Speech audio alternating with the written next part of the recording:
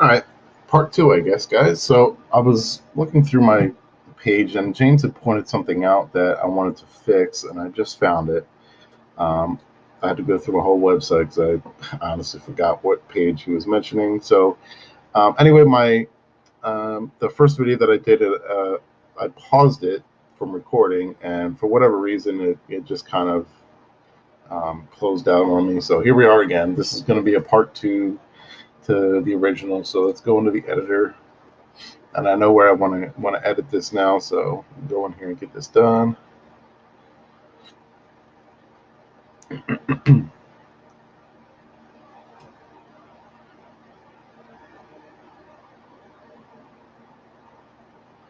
soon as the editor pops up, there we go. All right, where am I at?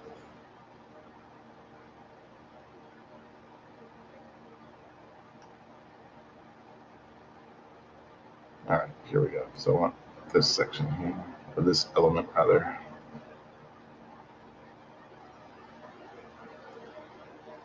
For some reason, the text is kind of jacked up down here. It doesn't seem to be inside the editor though.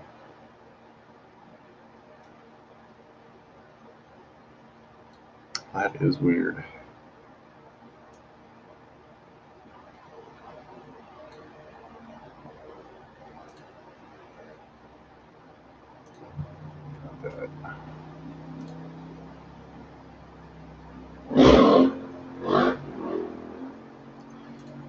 Is it in style?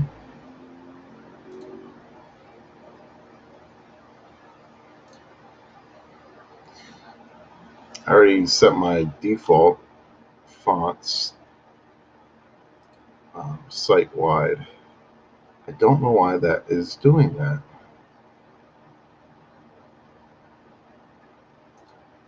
Maybe it's something in here specifically. I really wish I could expand. There we go. It's so annoying sometimes. Okay. And earlier I mentioned that TinyMCE plugin. This is what that plugin actually adds to your WYSIWYG editor. All of these different options. Now, most of these I added into when you go into the settings of that TinyMCE. I added all of these here. Okay, just so you know. All right. So why is that different? Does that make any sense to you guys? That does not make sense to me. Let's just cut that out and paste it plain text. There we go. That's better. Oh, that reminds me, another extension that you can add to your web browser, to Google Chrome anyway. It is called Grammarly. I'm sure most of you have heard of it, but Grammarly is very, very useful. Um, you don't need the pro version, you can just use the free version. It's extremely useful. Anyway, change that. That looks good now.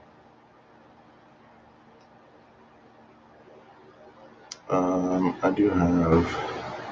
Actually, I kind of want to link this. Come on, you can do it.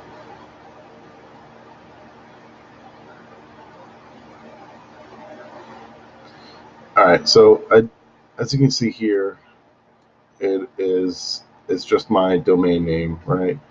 But I do want to link that to the homepage.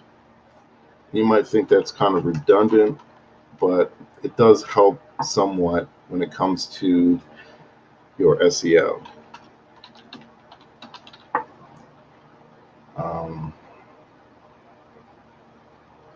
Do I want to add anything? No, I'll just keep it as it is. All right, that's probably not the best anchor text for that, but it is what it is. I'll keep it just like that. And do I have an alt tag to that? Come on. I don't know.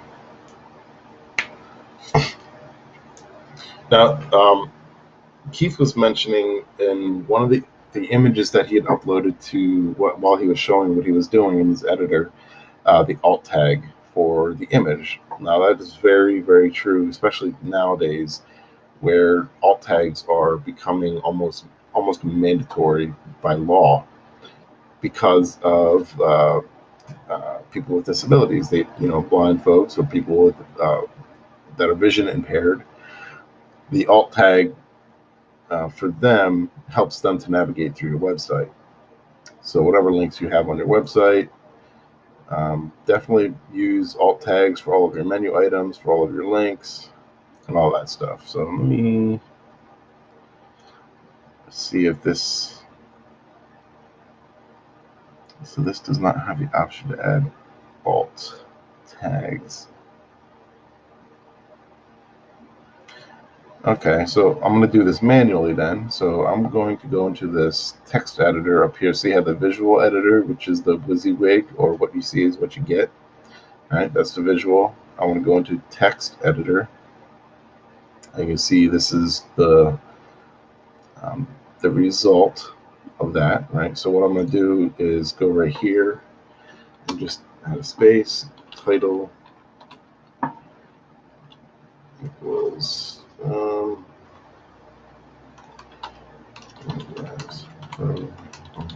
page website design digital marketing agency, blah blah blah, and there is a space. Okay, save that.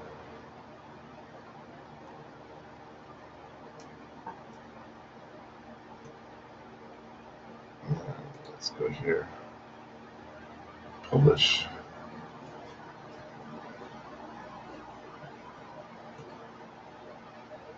And now I have an alt tag attached to that link. Bob Glassboro homepage, website design, digital marketing agencies, blah, blah, blah. Okay, that's in there. I really thought that I changed all of these. Why is that in there? Okay, I gotta look at that again. I thought I changed all of those. Maybe I didn't save it.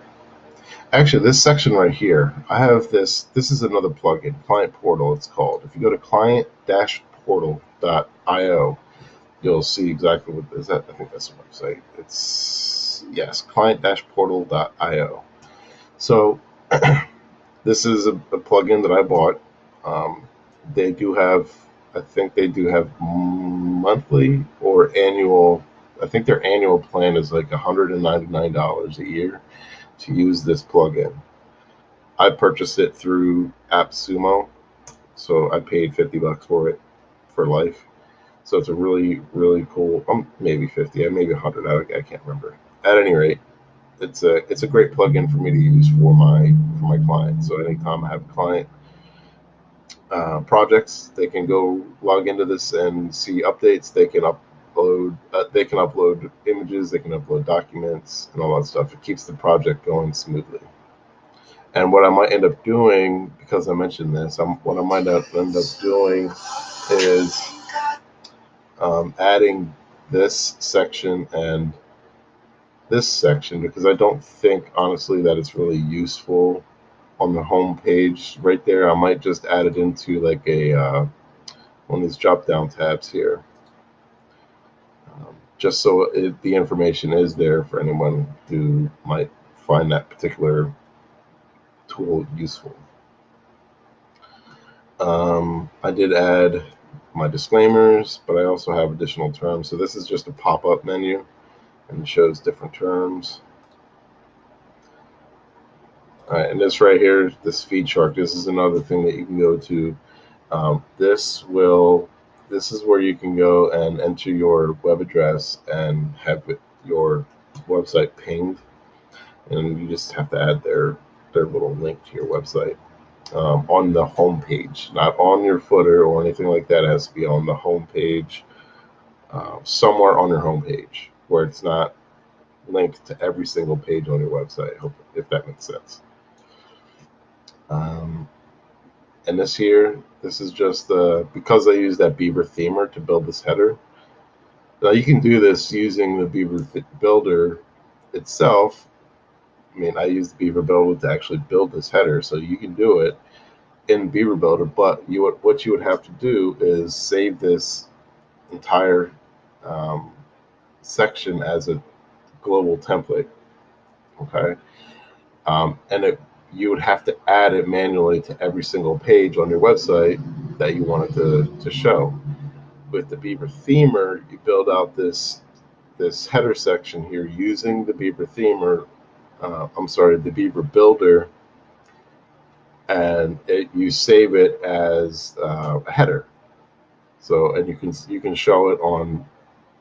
It's conditional. You can set conditions where you want it to show, where you don't want it to show. If you want a different header for blog pages, if you want a different header for your shop pages, stuff like that. So different conditions you can set it for, but you can still build this inside Beaver Builder. You would just have to manually add it to every single page that you create. Okay. And the button here, it's a global button that I created. It just links to my, if you see down here, you'll see the link show. That actually goes to Calendly, weblabspro.com/book appointment. That goes to my Calendly scheduler, which opens a new tab.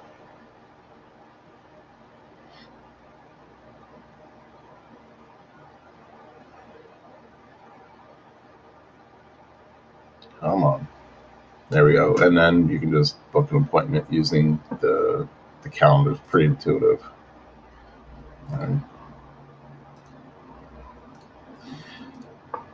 All right, so I think that is going to be it. Just another heads up again, that if you really should look into getting that toolbar plugin. Extremely useful, makes life so easy when it comes to building out websites, at least on the admin side of things. Everything, you can really organize everything and get to things very quickly. You don't have to keep going back to the dashboard and to get to some kind of admin section, like if you want to change up your menu or create a new menu item. And you know what? Now that I'm thinking about the menus, I want to go in and show you something for the people that have the portfolio sites from the Video App Suite. I notice a lot of the websites that are being shared, the menu on the top of your website looks like crap, to be perfectly honest. This is how you build out a menu. Okay. Now, if I go to my toolbar menu, I'll show you how I actually built this little menu item in the toolbar. All right, so this page I actually deleted, so I'm going to remove that really quick. This page I deleted. I think maybe another. Yeah, the business listings pages I deleted. So that training. Put that somewhere else.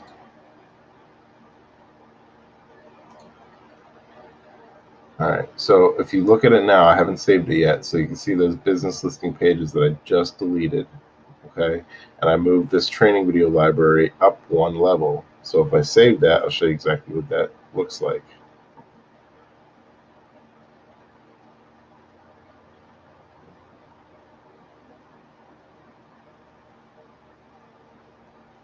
See, now the structure is different. So the training video, I moved up one level, and those business listings pages are now gone. Okay, so the WLP, that's Web Labs Pro. All right, that's the acronym for my business. I just named that WLP. That is the home page to my website. That's this right here. And that is the very top level. And I just created a custom link over here. And to create a custom link, just to bring it over to the menu, to add it to the menu, just type in, get rid of that hypertext and just type in the pound key, and then you can name it whatever, right?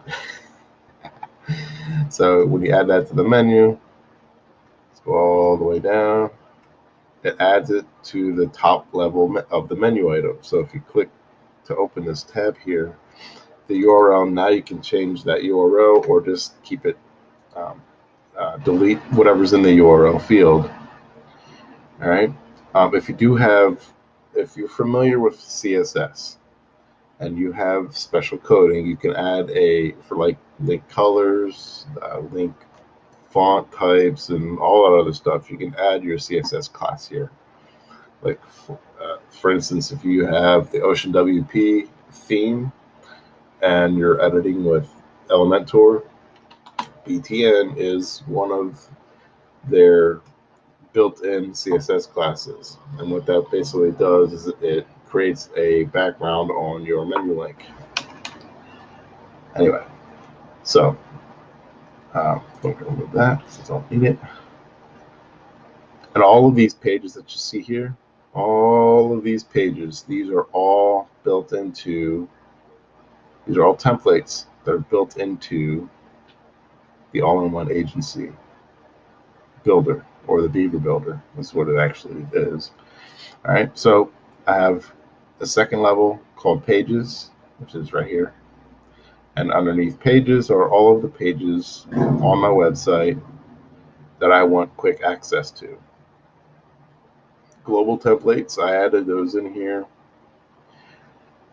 because I want the ability to get to them quickly if I have to change them. Okay. And the same thing. Page templates, the video app suite. So page templates is a level 2 on the menu. Video app suite is level 3. And then level 4 underneath of those. And then again, if you go here, you have after download, editorial. These are different templates on level 3 of the menu. And all of the video app suite apps are level 4 again. So I hope that makes sense to you guys.